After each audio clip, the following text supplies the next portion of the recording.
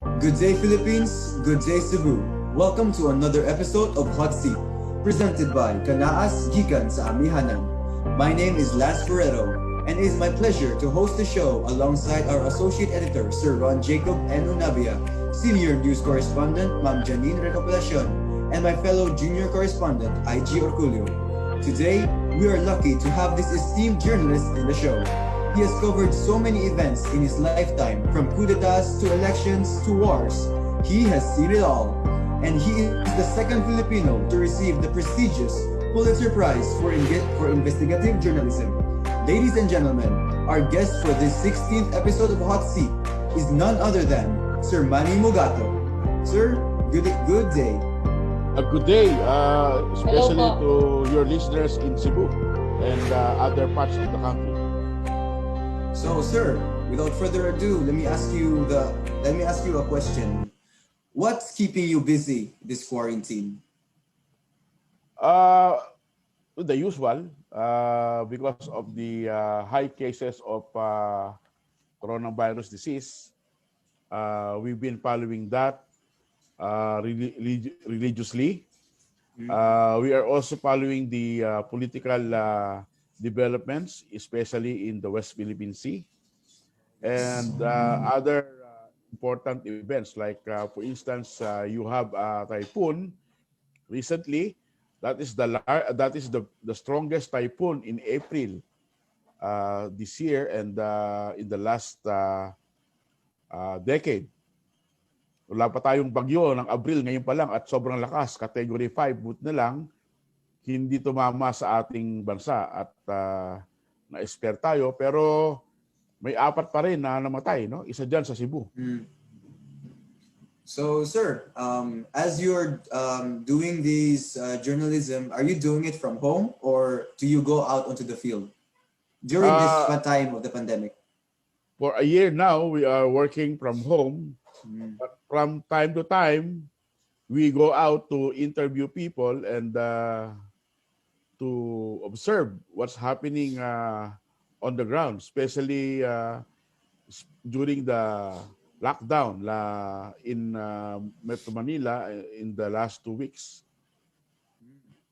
So, journalism has really become a part of your life, sir, no? Can you recall that turning point in your life where you decided that you wanted to become a journalist? Was this your dream from childhood, or did it just come to you as you grow and mature? Actually, my introduction to journalism started when I was in grade school. No? Because when I was in the elementary, uh, the school has a newspaper, a school paper, and I wanted to join the school paper, but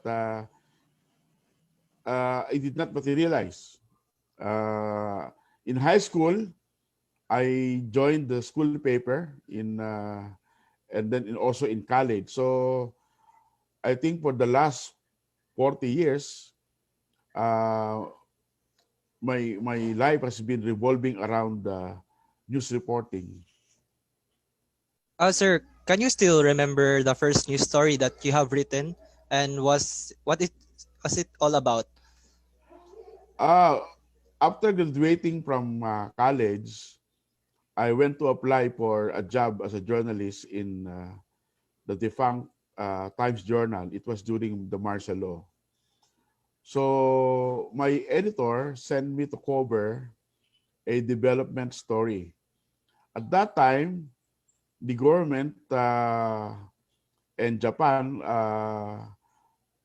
have been cooperating to build a bridge along Pasig River. No, it was the first bridge to be built before EDSA. So I wrote about that. I remember I wrote a 2 pages news story about the bridge. But when I got back to the office, my editor looked into it, and to my surprise, the story was edited, and only about 1/2 of a page was remained, was retained. So that was my first baptism in journalism. That you have to write short, brief, and concise, and direct to the point.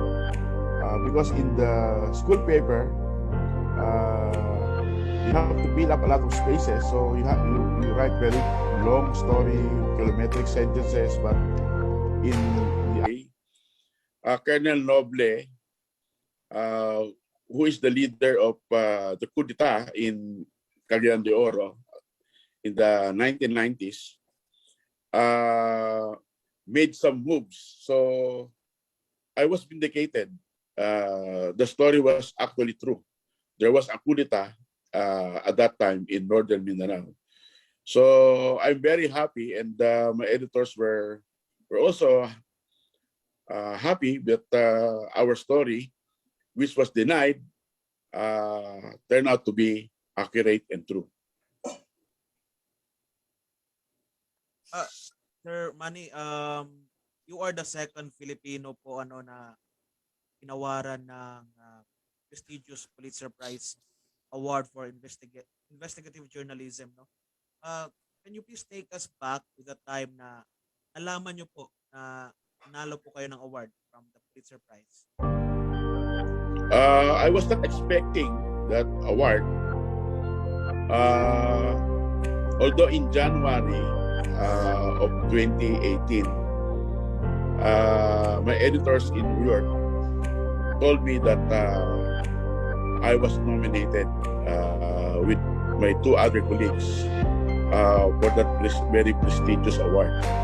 But we were not expecting it because there were a lot of stories happening around the world at that time that we think would be more meritorious for that award. So around April, around this time in April, I was sleeping when I got a call around 3 a.m. from my editor in New York. So I thought at first that maybe there's something going on which required my editors to wake me up, because early that year I was also sleeping when the editor in London called me up and told me that there's a man who entered the hotel in Manila and they thought it was a terrorist attack. So he woke me up and asked me to go to Marriott Hotel near the airport to see what's happening. So in April, that time in 2018, I was thinking that, oh, there's another story, maybe another breaking story. They wanted me to cover. But my editor told me, don't worry, there's no story. We just want to bring you a good, a very good news, because the Pulitzer Prize Award organizers have announced the winners for 2018. And Reuters was fortunately awarded this highest award. So I was surprised. And after that was 3 o'clock in the morning. After that, there were streams of telephone calls and text messages from all over the world congratulating me. So hindi na ako nakatulog until the next day because of... maputol ko lang po kayo, no? What was the report which won you this Pulitzer Prize?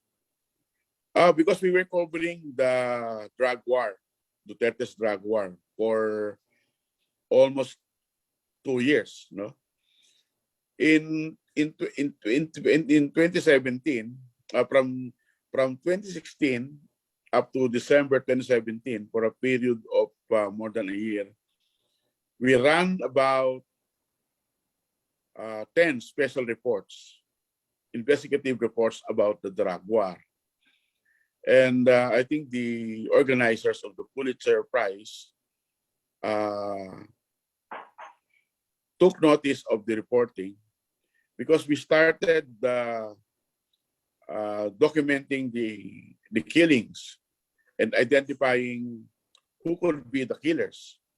And our final story in December 2017 revolved around a group of policemen from Davao who were recruited by General Bato de la Rosa to be involved in the killings. And some of them were assigned at a police station in Batasan Hills near the Congress. And we have interviewed the people in the community, even the policemen. And we did a lot of fact-checking, reporting, and even data mining, and looking at the social media to report on the incident. Initially, the police officers who were involved in these killings wanted to be interviewed because they were bragging that if drug addiction is a disease, they are the cure. But when our colleagues started visiting the police station in Batasan Hills, they started to shy away and refused interviews. But we found some of them have social media accounts like Facebook and Twitter. And so we followed them. And in some of these social media accounts, they were bragging what they are doing in killing suspected drug users and street peddlers in Quezon City. And we have a report, official report from the police, showing in more than 106 cases of killings around that area where they have jurisdiction. The names of these policemen always surface, that they were involved in shootouts and this nanlaban narrative of the police at that time. So, sir, circling back to the Pulitzer Prize, sir, I have to ask, what does it take for someone to win that prestigious award? What do you need? Well, it takes a lot of hard work, a lot of patience, also a lot of courage to report on these things, because when we were starting reporting on the drug war around July to December of 2016, the police were very generous with their reports. They were handing out copies of autopsy reports, of initial police report, progress report, whatever, and ballistic reports of all the cases involving drug killings. They were very, very cooperative with the reporters, with the journalists, and they were even asking journalists to join them in their investigation, especially when a dead body is found somewhere in the street in Manila or in other parts of the capital. So we were there with them reporting their investigation. But in April of 2017, again, April, former Senator Antonio Trillanes filed a case before the International Criminal Court against Duterte for more than 3,000 killings involving drug suspects in the Philippines. So after the case was filed, the police suddenly turned the faucet off. We are no longer getting the reports.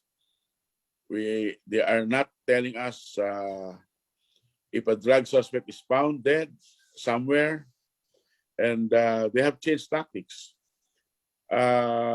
Before, when there were killings, they would allow the SOCO, the scene of the crime operative, to come and investigate. But in many instances, I've seen this myself. Some of the victims did not die in the shootouts. So when the reporters and SOCO and the USIs around came, they are standing up and they're saying that we are still alive, and the police are trying to kill us by making it appear that we are drug suspects. So there were many cases of aborted non-laban victims, and some of these cases went to the CHR, the Commission of Human Rights. So the police have changed tactics.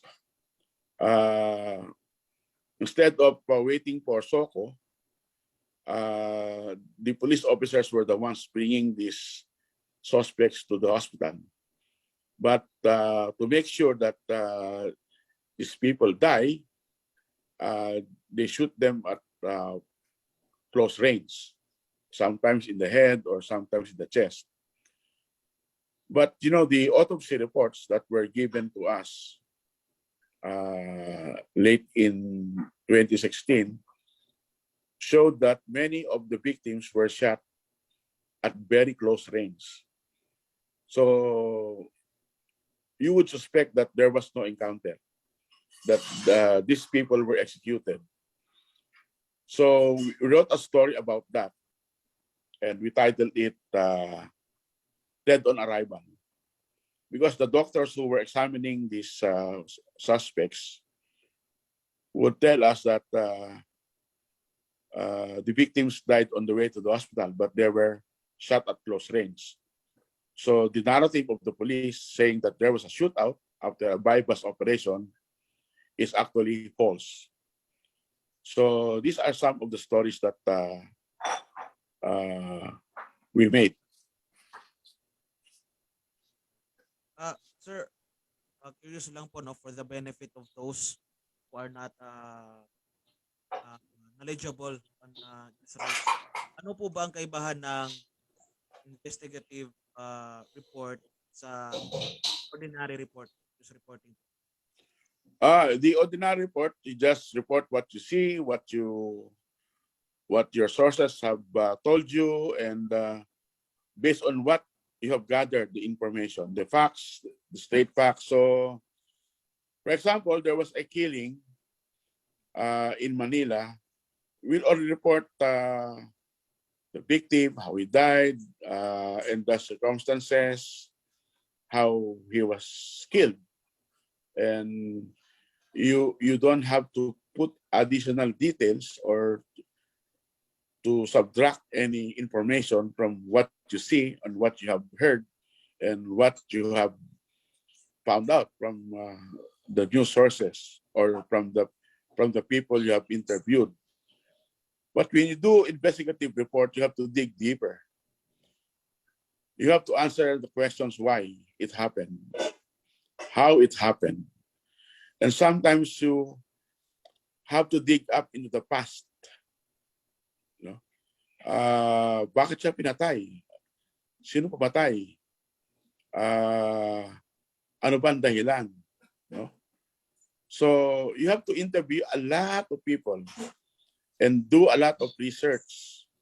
So in our case, when we were doing our special report, sometimes it takes months to write those reports. Because you have to do a lot of research. And the editing also takes weeks, sometimes more than a month, before the stories that are written are being published. So, hindi lang yung nangyari, but you have to look back into history, a lot of background, a lot of whys and hows should be answered. A lot of digging, kumbaga. Yes, and sometimes you have to report what you know about it and what you do not know about it. No? Hindi naman pwedeng yung alam mo lang ang sinusulat mo. Kung may left unanswered, dapat isulat mo rin para the people who will be reading your report will be enlightened about the news story. Opo. Pero po, let's talk about bias in media po. Lahat po siguro o karamihan sa atin na alam na nagliparan na po yung mga trolls sa iba't ibang social media platforms. Tapos, nakakalat na lahat. Pero what is your opinion about trolls who are bashing some of our journalists because yun nga, hindi para sa kanila, they accuse them of being partial when it comes to news reporting. Ano pong masasabi niyo doon? Mahirap yan kasi alam mo yung bias is very inherent in our job. No? Bias tayo sa katotohanan. But do you know that when you write a news story, you are already biased kasi pinili mo na kung ano yung gusto mo isulat. Maraming nangyayari around you, but when you pick a certain topic, you already show your bias. But you are biased because you wanted the people to know it. You wanted the people to be enlightened about it. At para sa public interest yung ginagawa mo. So you are biased for truth, for public interest. No? And we are now in the age of disinformation. Social media has democratized information. There was a time in the past when journalists are the primary source of information. Ang tao naniniwala pag sinabi ng mga reporter o mga journalists kung ano yung nangyari. No? Remember in 1970 when the Washington Post reported about the Watergate scandal, 70% of Americans believed the report, and the credibility and the trust of the public is very, very high, no, on journalists. But after the internet and social media came, bago lang in the last 10 years, our credibility has been slowly eroding, no? Halos wala nang naniniwala sa atin. Minsan, kini-question pa tayo. Yun ang problema kasi nawawala na yung trust ng credibility natin, yung trust ng tao sa ating credibility, at mas naniniwala sila sa chismis at sa propaganda at sa disinformation o sa fake news na nasa social media like Facebook. So mahirap ang ating sitwasyon, no? We are actually in a deep crisis, a credibility crisis, no? So para ma-restore natin yung ating credibility, we have to be very accurate in our reporting. We have to be fair. We have to be free from any bias, no? And being transparent. Gawin natin yung dapat na ginagawa natin at huwag na tayo sumangusaw sa politika, sa debate na nag-aaway yung magkabila. Kasi ang ating bansa ngayon ay masyado nang divided. Masyado nang polarized, especially meron tayong election next year, no? So talagang mahati talaga ang ating bayan, no? So dapat lumagay tayo mga media sa gitna, no? Puro katotohanan lang ang ating ibabalita. Huwag na nating haluan ng anumang opinion, no? Yun po ang dapat gawin natin. Kasi talagang nakakalungkot na marami sa ating kababayan ang hindi na naniniwala sa atin because of disinformation, because of fake news. Kaya dapat ingat tayo, no? Kasi minsan tayo mga journalist guilty, no? Guilty sa pag-spread ng fake news. In terms of Katulad ngayon, no? Mm. Marami sa ating reporter minomonitor yung social media, no? Yung Facebook, yung Twitter, yung Instagram, pati TikTok. Tinitignan ko ano yung trending, di ba? Kung ano yung mga lumalabas na balita na malaki.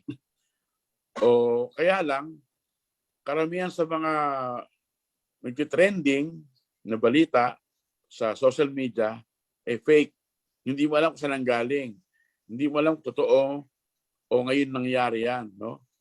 So pag nireport mo yung isang mali at isang fake, nagiging legitimate news story yan. So nakakatulong tayo sa pag-spread ng disinformation. So talagang malungkot yan, dapat maingat tayo. Yes po. You mentioned fake news po na very grabe na po yung trend niya ngayon po sa lahat po ng social media platforms. Pero po, what do you think will we have to do? Ano po bang dapat nating gagawin or dapat nating gawin para po ma-lessen or at least man lang po ma-lessen yung fake news? Dapat mag-isip tayo maigi, no? Think before you click, no? At pagtingin dun sa social media, be always skeptical. Huwag niyo agad paniwalaan na totoo kaya to. O ito yung totoo. So tignan natin yung source. Saan ba galing yan? Sino ba nagsabi niyan? Paano ba natin malaman kung authentic yung information na nandyan? O yung video na yan totoo? O yung sinasabi dyan totoo? Kasi alam mo ngayon, marami sa social media, akala mo totoo yung balita, no?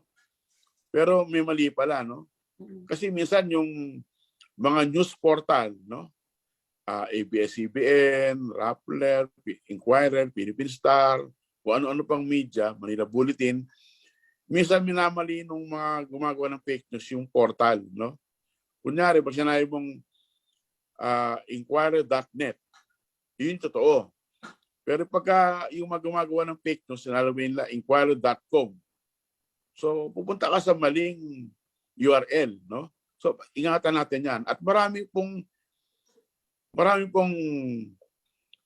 tools ngayon available in the internet para mabantayan kung tama yung ating sinusundan na mga post, no? Maraming application sa Google na malaman mo kung yung litrato ay authentic, no? By doing reverse image search, no? O may mga website tulad ng Snopes na pina-fact check yung informasyon, no? So, maingat po dapat tayo, hindi tayo padalos-dalos na, uy, viral to, dapat gawin natin, no? Tingnan natin muna kung totoo o baka naman pati tayo madenggoy. So, kailangan ingat, no? Ingat lang. Sir, para po sa lahat po ng hindi pa po nakakaalam, matanong ko lang po, ilang taon na po ba kayo in this industry po? I will be nearly 40 years sa journalism. No? Start po ako noong 1983 sa People's Journal, no? Nung panahon pa ni Marcos yun. So, after my graduation sa pamantasan ng Luzon na Manila, sa Manila. In your nearly 40 years po in this industry po, sino po ba yung mga personalities na masasabi niyo pong media friendly? Sino naman po yung mga who doesn't sit well with journalists? Let's first have the media friendly po. Sino po kaya yun? Para madaling madali nating ma-qualify ito. Let's look at the presidents, no? Our presidents since President Aquino in 1986. Kasi reporter na ako noon. Up to the present presidency, President Rodrigo Duterte. Ang pinaka-media friendly ay si Fidel Ramos. No? Why? Because former President Fidel Ramos has been regularly calling press conferences every Wednesday during the 6 years he was in power. Maski pikon na siya sa mga tanong ng mga reporter, he answered it. I remember one time he was asked by a foreign journalist in one of the press conferences, si Baby Arenas ba kabit mo? No, parang yung tanong kay Patricia noon sa community pantry, komunista ka ba? Diba? So napaka-direct, no? And President Fidel Ramos answered it gamely. He said, no, that's rumor. It's baseless. No? Sa tingin ko, siya yung pinaka-media friendly.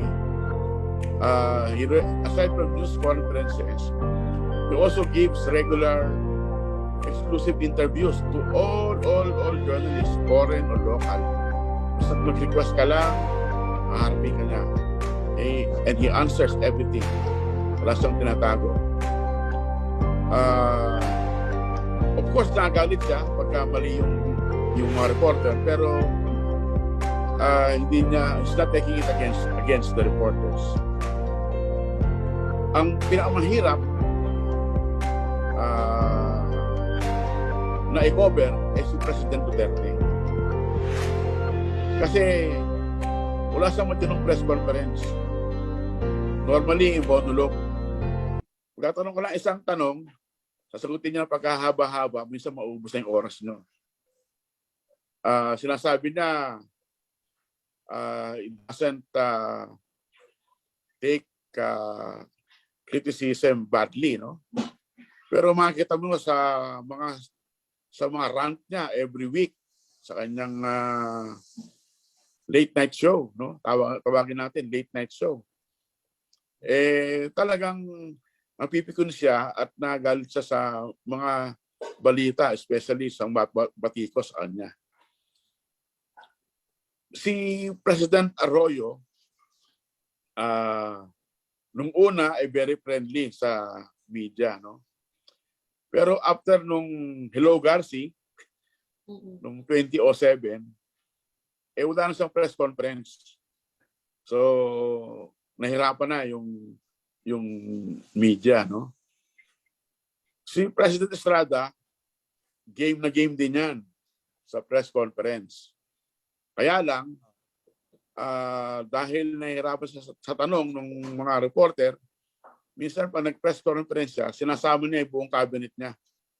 At pag may nagtanong ng isang issue na hindi niya alam, sabihin niya, yung cabinet niyang sasagot. Pero okay siya.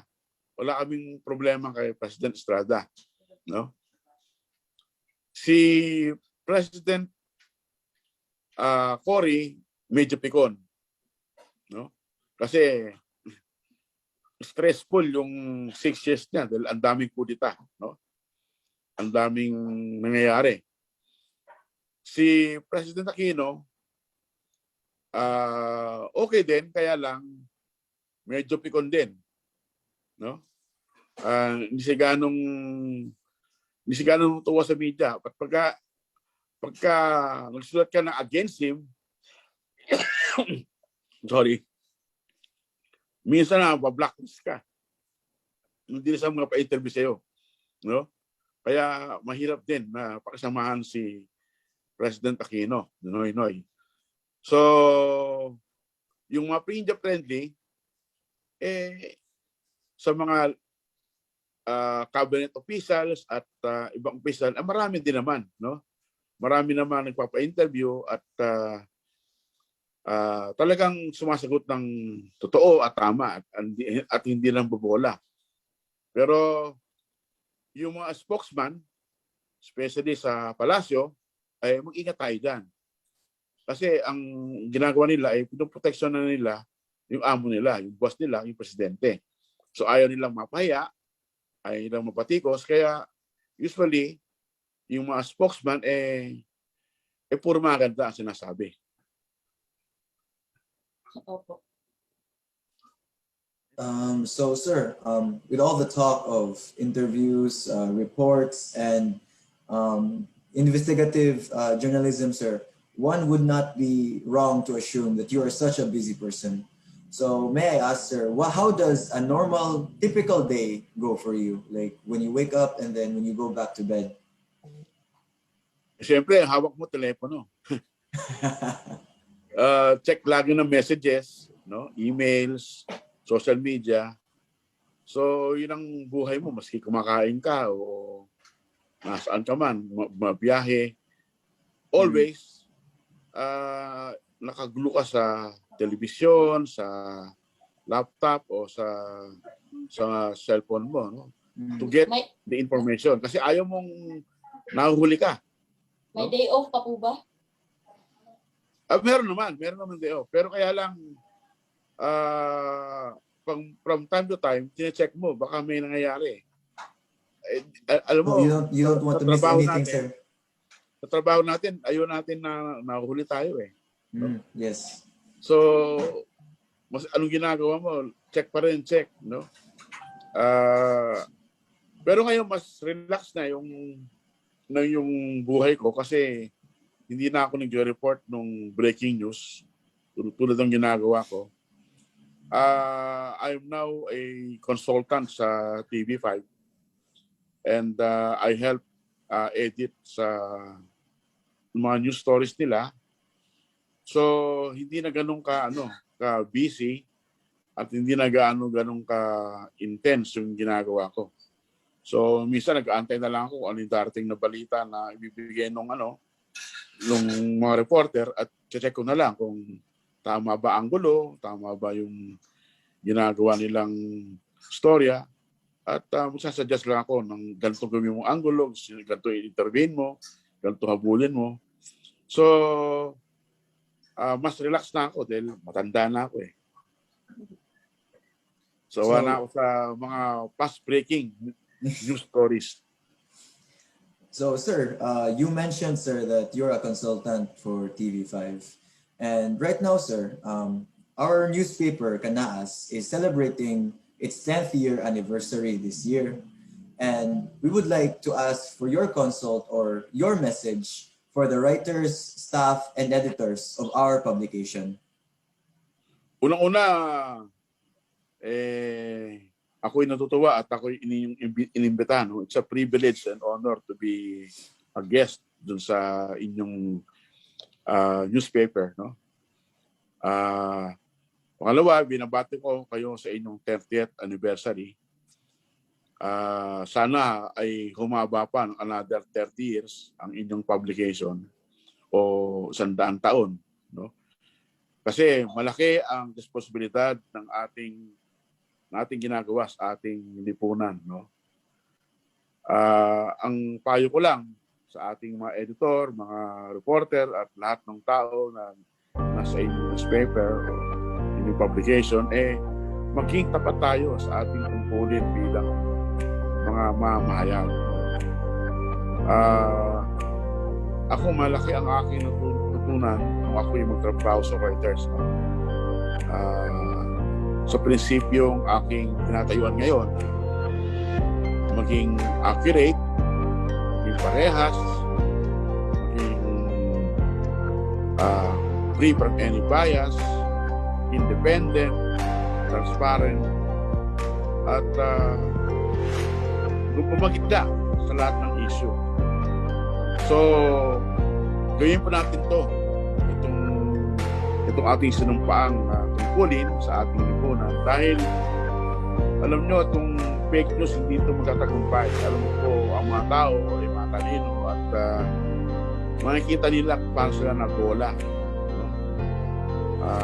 ng mga gumagawa ng fake news at babalik yan sa mga reputable at respectable news organization tulad ng sa inyo na kayo lang ang dapat nilang paniwalaan sa pagbalita. So, ang payo ko po ang ating responsibilidad ay sa ating bayan. Ang pagbalita po ay truth-telling. Hindi po yan gawa-gawa.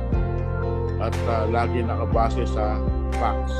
Yun po ang importante. So, ipagpatuloy niyo po ang inyong tungkulin, ang inyong gawain upang mabigyan ng kaliwanagan ang ating mga mamayan. Salamat po. Salamat po. Salamat din po. Salamat. Well, Sir Manny Mogato has spent his life writing the stories that people need to know.